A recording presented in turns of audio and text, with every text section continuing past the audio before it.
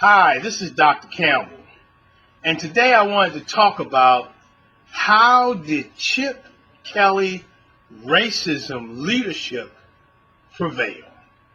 Now, in a recent game, it appears that Chip Kelly racism has moved the Philadelphia Eagles closer to winning Super Bowl 50. Racism, because it favors color over talent, is bad for business. Racism is bad for the NFL and its loyal fans. Chip Kelly racism is bad for the NFL, which includes specific leadership principles for successful implementation. And so what are some of the leadership principles associated with Chip Kelly racism? The first principle that will fuel Chip Kelly racism is associated with the Philadelphia Eagles football organization exhibiting characteristics associated with a bureaucracy. The characteristics associated with a bureaucracy include 1. Fixed rules and regulations governed by administrative regulations. An example is their standard operation procedures. 2. Supervision of lower positions by higher positions. An example of this is chain of command. 3. Management of personnel enforced by written documentation. An example of this is player and coach contracts. 4. Management of personnel involves complete and expert training. An example of this, training camp. 5. Success is contingent on the full working capacity of the official in charge. An example of this is the college success for coaches, which includes Chip Kelly. And finally, 6.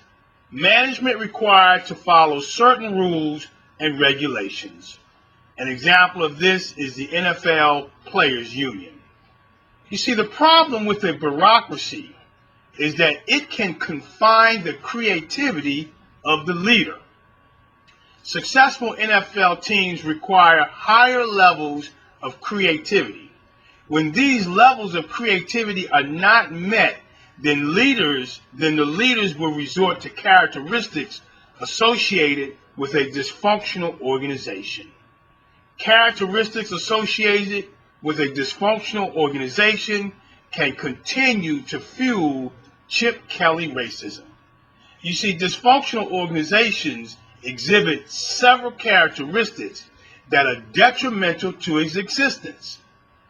The foundation for the dysfunctional organization begins with each person's use of defensive mechanisms for coping.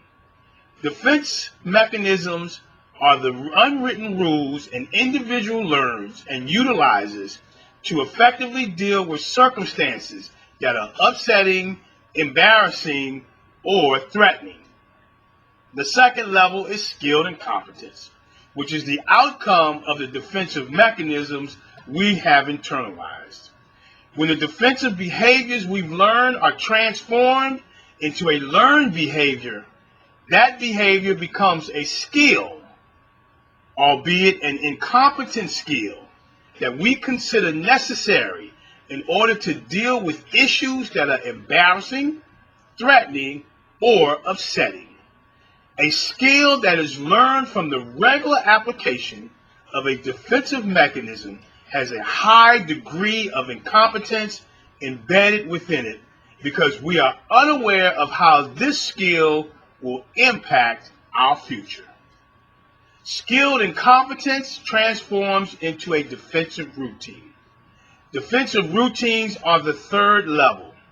When the skilled incompetence is automatically exhibited at all times, the behavior is now a defensive routine.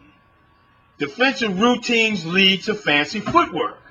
And see, fancy footwork is the fourth level. Fancy footwork happens when individuals try to deny the behavioral inconsistencies they exhibit, or else they place blame on other people, which results in distancing themselves from taking responsibility for their behavioral inconsistencies. Fancy footwork leads to organizational malaise. Organizational malaise is the final level. During this phase, the individuals in the organization will seek to find fault within the organization rather than accept responsibility for their actions and correct their behavior accordingly. The individual continues the process by accentuating the negative and de-emphasizing the positive in an effort to cover up their actions. The organizational malaise is further exacerbated by a refusal of one or all members to discuss their area of responsibility. And so what leadership principles should the Philadelphia Eagles utilize to avoid the pitfalls associated with Chip Kelly racism? The major hurdle that the Philadelphia Eagles will have to overcome is not allowing coaches and players to utilize their defensive mechanisms. As I said before, defensive mechanisms are the unwritten rules an individual learns and utilizes to effectively deal with circumstances that are upsetting, embarrassing, or threatening.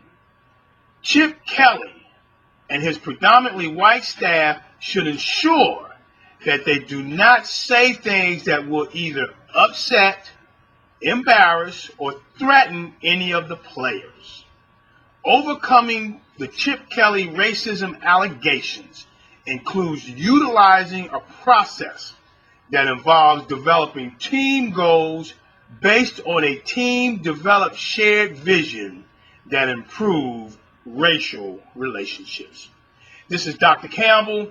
You can read this entire article as well as additional information on my website at www.positiveracialrelationships.com. If you want to talk about it, you can call me on my direct line at 856-566-3267.